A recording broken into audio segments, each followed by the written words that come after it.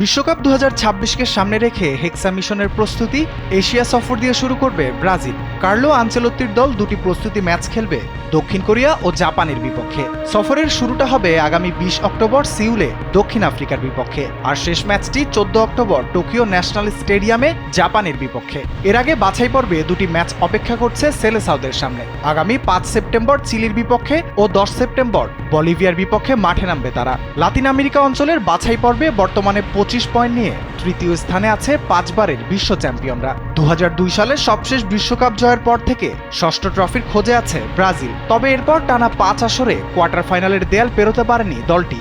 এবার নতুন coach Carlo আনচেলত্তির অধীনে স্যান্ডেলিনা সো, রূপচর্চায় আভিজাত্য। আবারও বড় স্বপ্ন দেখছে সেলেসাওরা।